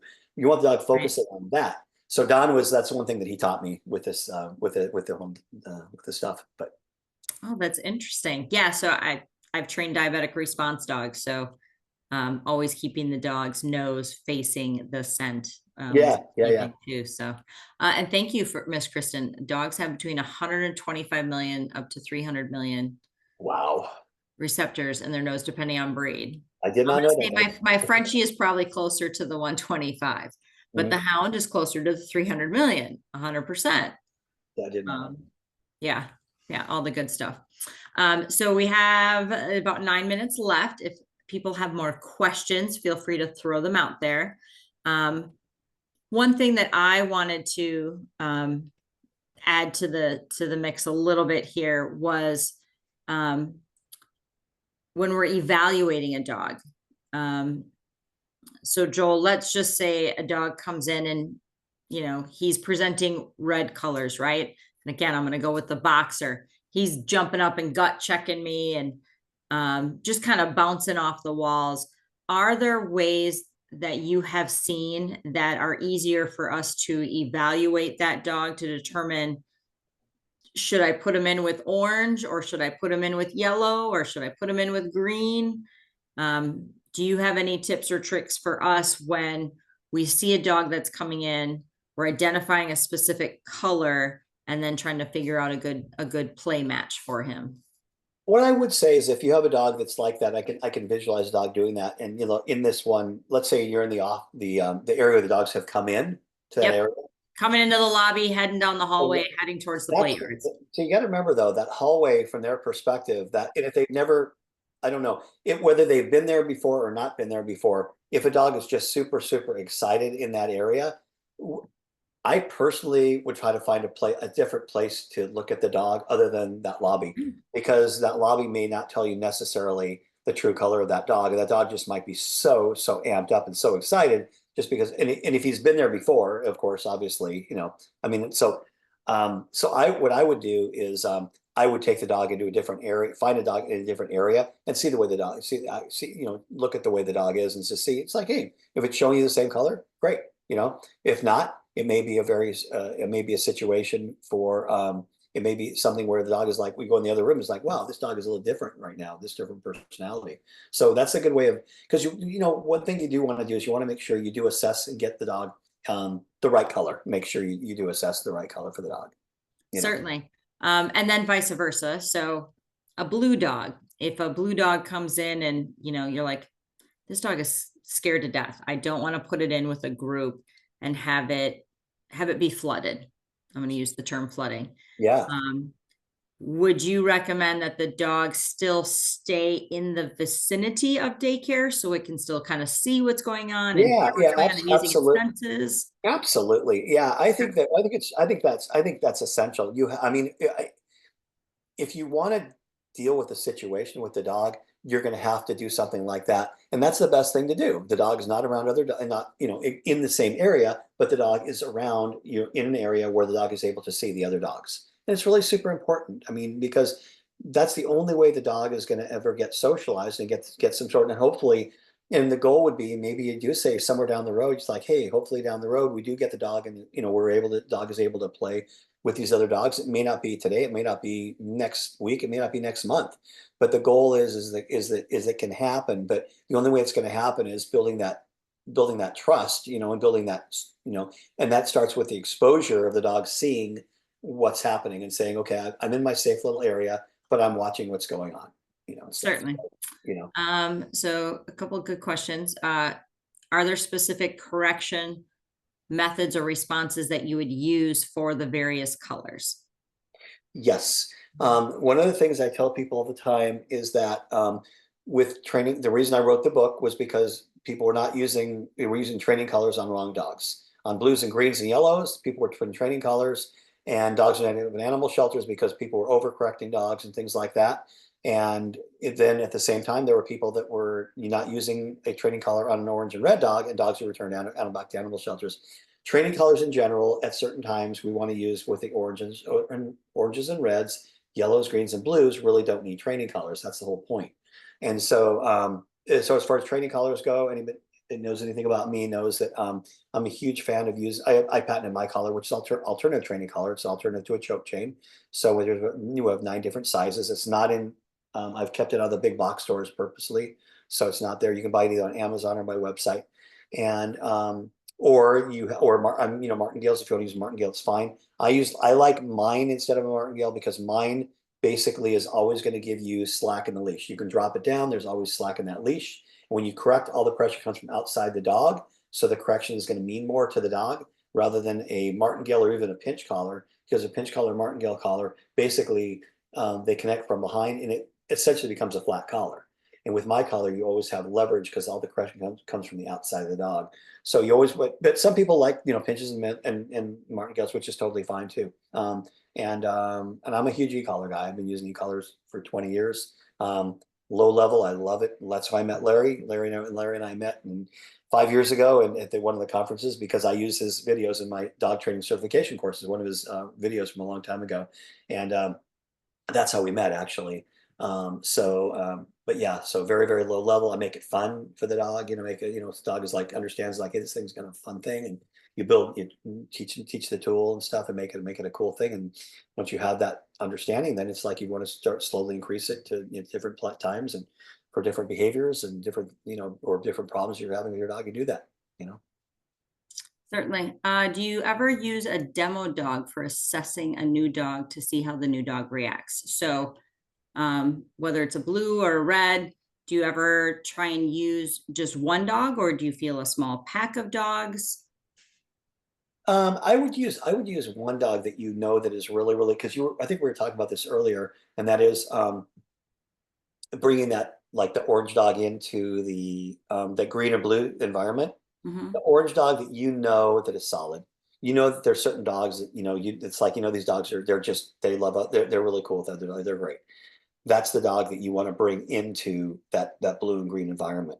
And the one person I've learned a lot from is I've known her for many. It's Amy Sadler. You guys know Amy, and she's Oh, yep. Dogs playing for life. yeah, yeah, yeah. And she does, and I've just seen her do a lot of stuff. I knew her when she was working in the American Humane American Humane Association, on the set in Hollywood. That's what she started. And back in the late 1980s, actually. And so, but she does really, really, and that's kind of what I've learned a little bit with her, how she starts slowly finding the right dog, 1 or 2 dogs, and make sure, and those are the dogs that you can use to help, to bring into, to working with other dogs. And you guys know better than me, obviously this is what you guys do. So. Yeah. Is there a certain number of interactions that a dog should have in our type of environment or with another dog before we assign a color? Or do you think you can assign the color as the dog's walking in and then just change it or adapt it as they're spending more time with you? Which is there, And do you more feel time like with you. there's a way that it should go? Well, I think what you said, I think what's going to happen is that here's my take, is a dog is going to come in when it comes in at the very beginning, before it going into your place. Okay. The dog has never been out there. It has no knowledge of what's going to be happening out there. Okay. So whatever color the dog is, it's probably going to be like, what's going on? I'm kind of a little, I don't really know. It's like maybe it's going to show you maybe a yellow color, maybe even a green. It's like I'm kind of timid. I mean, even if it is an orange dog, maybe it might show you that because it's never been there before. But once Sure. it goes there on day 1, and is in there for 8 hours for day one, and all of a sudden tomorrow you bring the dog back, that dog is going to show you a different color. Okay. Because dog is like, because of knowledge of going, oh, I get this place. I got all those dogs I just played with before, and mom is driving me up here. We're opening the door. Remember when the dog's opening, and you guys know better than me. I always, when I was talk to dog daycare people, I always tell, I know I sound redundant because I would say, you know better than me, but you do know better than me because you guys are around like hundreds of dogs, but that dog is pulling up. In his mind, he's playing out what's going to happen. He's like, oh, I know. Okay, get out of the car. That's right. We're going to open the door. We're going here, and I'm going to play with my buddies, and stuff. So, yeah. So you're going to see. There's no question that from the very first day the dog comes there, that's never been back there before, it has no knowledge of what's happening back there, to the second day, where all of a sudden you bring the dog in the next Monday, the next Tuesday, the next day. Let's say Monday was the first day, and Tuesday is going to be a different dog. He's going to show you, right? I mean, he's got to show you something different. And a lot of excitement, for sure. Sure. So how do you explain the colors to a pet parent and how things are going to change? And I think that really is the key, by if you have a welcome folder or a welcome packet that you give to new dog daycare clients, and you have a color scheme in there or a numbering system or however it is that you are evaluating or categorizing a dog, you just put in there some of the words, like Joel has talked about, and then let people know that, today on our first day, we don't have high expectations of your dog on their first day because it's a get to know you. And this is where your dog started its day, and then this is where it ended its day. So I would do it as that day. And then, you have just additional explanation that, your dog's colors will change as they get more comfortable. And that they can always ask you for an update. Yeah, and I would have to, and I would also say too, if a dog, and a short of a dog being a dog that, and you guys could, tell me because this is what you do, but you might have some dogs that come in that just are naturally just a green dog. They're just timid. That's just the way they are, and you just always know dogs like, okay, here's me, I'm the timid guy. It's like, okay, great, we're gonna bring you over here. But I mean, I would have to say that what 3/4 of the dogs that come in are going to show you an orange dog. They're going to look, even if they were green or yellow naturally, they're probably going to show you an orange dog because of what does history say? History says, I'm really excited because I'm going to go play with my buddies. Right. And I'm really, really super amped up, and it's not a bad thing. And I mean, that's my whole point is like, if a dog is showing you an orange dog in that, because of that, it's not a bad thing. It's a good thing. It's just the fact that when you get out there and play, like you said, if all of a sudden the dog becomes kind of red or whatever, the dog becomes red, that becomes an issue where for you guys to step in and go, if that's something you don't want, where you're able to say, hey, this is getting a little out of control, dog, getting a little red. We want the dog just to kind of mellow out a little bit. And there's things that you guys will do, to handle that, whatever. Yeah. Waking Tail asked, so they've had some dogs coming since they were puppies. The owners have gone to 5 or 6 trainers, different types of trainers. The dog cannot go out in public without reacting to everything. And now the dog is on meds. What do you do with a dog that is like that? So I just want to clarify. So what do we do with the dog that's like that in daycare, or what, or are you asking like, what would we recommend for the owners to help rectify the dog situation? Don't take the dog to 6 trainers. Sounds like the 6 trainers all kind of messed up the dog basically, which is not a big surprise in this day and age. Okay, so the clarification is, so what do we do? What should they do for a dog like that in their daycare setting? Well, the first thing is that how does dog react in the daycare setting though? Sure. I'd have to ask that. Yep. I mean, the dog's messed up at the house, correct? Sounds like there's some issues at the house, but more so when the owners, want to go for a walk or just take the dog out and about, that there is reactivity. But here's the problem, you guys. Here's the other situation too, and that is the fact that what if you have a dog that is messed up at the house, but you take the dog to your place, the dog is great. Dog's like, okay, this is great. That's actually not a great thing. I mean, it's like, it's great that the dog is, great at your place, but you're setting up discrimination, total discrimination, where now the dog is discriminating, going, I just want to be here because I don't want to be at the house because bad things happen at the house. I had the guy come here and just yank on me or whatever, jack up the e-collar, whatever they did to the dog, So So it could kind of a double-edged sword. So yes, it's great to go to your place, but what you don't want to do is set up discrimination where the animal discriminates and goes, I really like this place a lot, and I don't want to be back at my house, so I think you gotta be really Mm. careful. But the message is, and it just, again, you guys, there's just there's a lot of bad trainers that are out there, unfortunately, the people that come to our seminars, and there are hundreds of great trainers. I mean, literally thousands. I mean, we're in front of 1,000. Larry J and I, and then between all my dog trainer certification courses and my film and TV, I'm around 1,000 people a year, over 1,000 trainers a year. There are great trainers that are out there. All the people that come to our events are awesome trainers. Unfortunately, there's a lot of crap out there, and it's just it's really important for people just to be aware of that. And just, if you have clients, and they're going to train their dog, really, really do their due diligence. It's really super important. Yeah, no, it is hard. So the dog doesn't let other dogs smell her, but she wants to play without smelling. So it sounds like there needs to be some counter conditioning done with that dog. Um, and I'm going to say, you know what? This is a great segue into Joel. How do people find you if they want you to come to their facility and help them? If they Yeah. want to come see the Joel, So Larry, and Jay show. yeah. So the deal is that so real briefly, so our tour, Oh yeah, I'll pop up. if you guys Let me are in, put you on my screen here. if any of you guys are in Toronto, we have Toronto is going to be our next up next month. We'll be in Toronto. That's our second year in Toronto. There you go. Yep.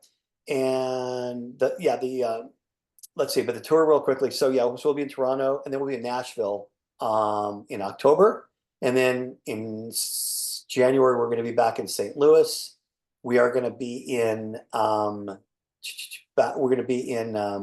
Boston again next year. Again next year in July, and then we're probably going to be in Reno. I haven't talked to Larry yet. Got this okay, Larry and Jay, but I'd like to do. I'm going to be in Reno because we want to be like at the Northwest and stuff like that. We'll probably do Reno hopefully in spring of this next year as well. So that's the Larry J and Joel show basically, and then we have the film and TV course, which we actually launched about 2 years ago, and it's for people that want to become, if you're looking to become movie animal trainer in your area, or just understand a different style of training.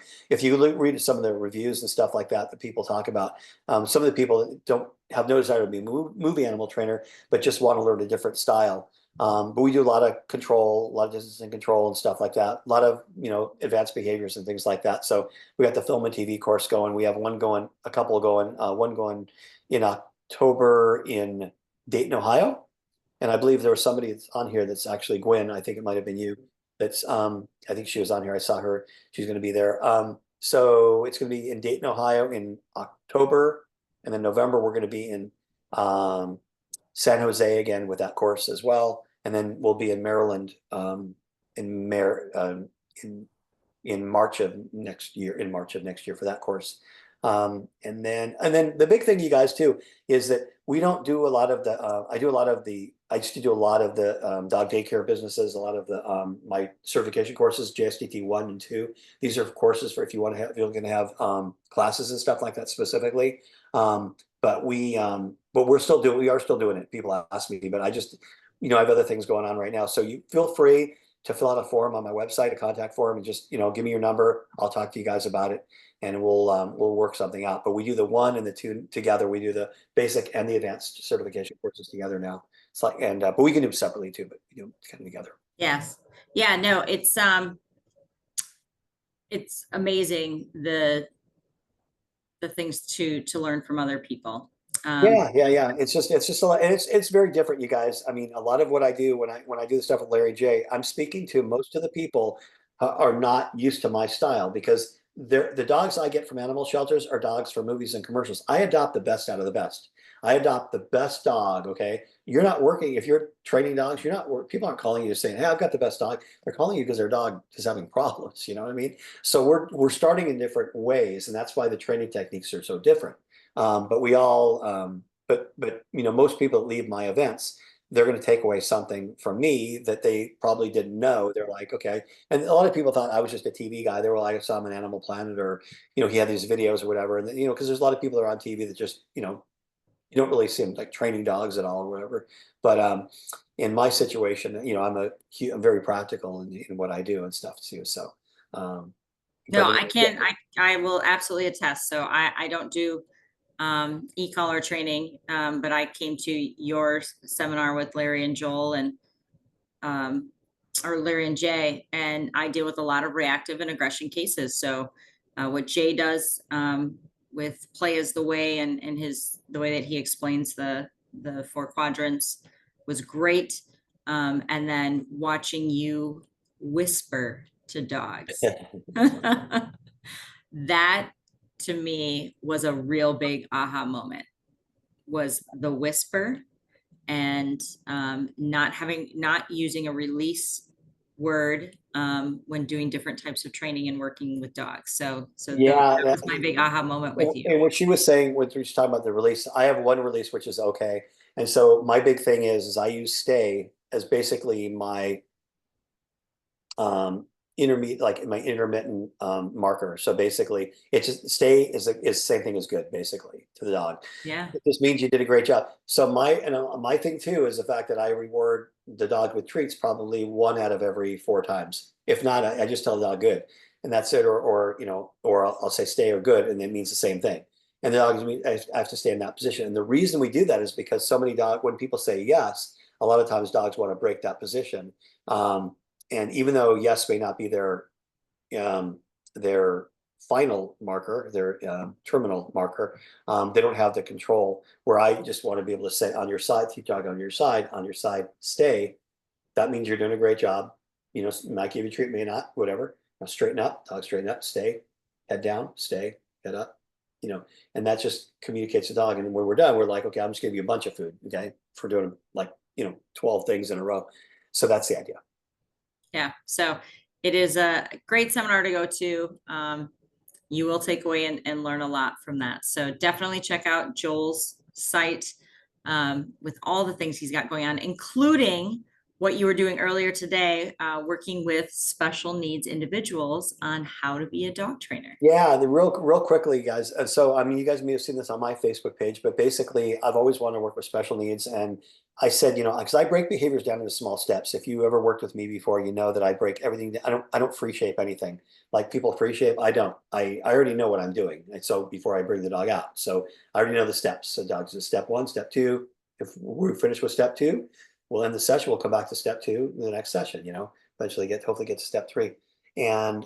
But I said to myself, wait a second, high functioning special needs can figure this out. So I work with autistic and Down syndrome. My goal is to create a nation of special needs dog trainers. And and they're amazing. I've done a course in Wichita. I'm doing one in Fort Myers right now. And it's going to be, it's taken some time to kind of get it going, but they're going to be, we'll take like this one girl today, Cassie, she'll go with me eventually, and this girl, Hannah, in Wichita. They'll be going with me to other places as I teach people, because we're going to have them eventually start teaching them, segueing them to doing it to where that fades me out of it. So you have eventually special needs teaching special needs. And that's the So goal. awesome. It's basically basic behavior: sit, stay, lie down, come, heel, go to a place. It's the 6 behaviors I teach in my certification courses. But there's no problem solving. There's no training collars. There's no corrections. There's nothing like that, because all they're doing is just learning these behaviors.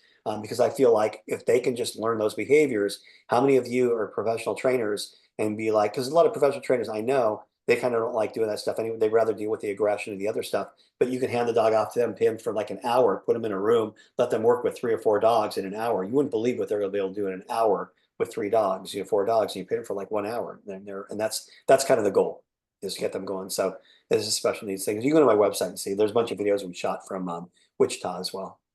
That's so awesome. I just think it's great. So I'm super impressed with it. Yeah, busy right now. 65 years old, and probably busier than I've ever been. Am I ever going to quit? Probably not. There you go. There you go. Well, I hope you all enjoyed our chat tonight. I hope we've helped you in being able to effectively communicate with your pet parents, and also with your new hires, those people coming in off the street that are going to mislabel things, use inappropriate terminology in labeling a pet, and that gets everybody in trouble, right? Yeah. I've had it happen where, you know, a new hire is like, oh yeah, your dog was really bitey today, or you know, let's say exuberant, you know, like just choosing appropriate words. So I think utilizing colors and educating your clients on those, I think that is just a great way to make it simple, stupid, right? To not use words that are maybe judgy or things like that. I think that's a great thing. And certainly grab Joel's book and put it on your shelf so that way your staff can read it. I like to give extra credit for my staffers that do those types of things. So it's also a great incentive thing. This is recorded. Give us a day to let the cloud download and process everything. And Kristen, who's on the call here, my COO, she will definitely get the recording out to you to share with your staffers. Some upcoming things for Dog Handler Academy. Hopefully you're following us on Facebook and Instagram. I'm going to a couple dog training conferences myself coming up here. I'm going to IACP in a couple of weeks. That's in Texas. And then we're off to APDT. We will have a booth at APDT. That one is in California. Hey, Miss Jen. Sorry, shout out. And then from there, I'm home for 24 hours. And then we're off to IBPSA down in Tucson. And that rounds out, I think, my trainings that I'm going to grasp. Our newest thing is our leadership summit. It is in October in Chicago. It is truly going to be 2 days of intensive leadership training to help all of you entrepreneurs jump in 2 feet, gain knowledge, and really help you take your business to the next level. Not next level as far as growing out, but really growing in, creating culture, finances, how to have difficult conversations. You're going to love Lisa, our humorist, and those things. So I hope to see you all in Chicago in October, a tight-knit group that we're really going to learn a lot. So without that, Mr. Joel. Hey, I just want to say thank you guys. I realize, you know, obviously you could be doing a lot of things tonight, and to be tuning into this and listening to me, and Eve, I really appreciate you guys doing that. I just really enjoy. I always enjoy talking to people, and so I appreciate you taking the time. Absolutely. Well, and I appreciate you hopping on, and I know it's late in Florida. Oh, no worries. No worries. Beautiful. Well, I will definitely catch you in January down in St. Louis. I know I've got some new staffers I'm going to bring down to take in all of the knowledge from the 3 gentlemen there. So with that, everybody, I appreciate you all for taking the time out to hang with us. And certainly all of our links are in the comments, and we'll be updating you on Facebook in the upcoming days. So take care, everyone. Have a great night. Take care, guys. See you later.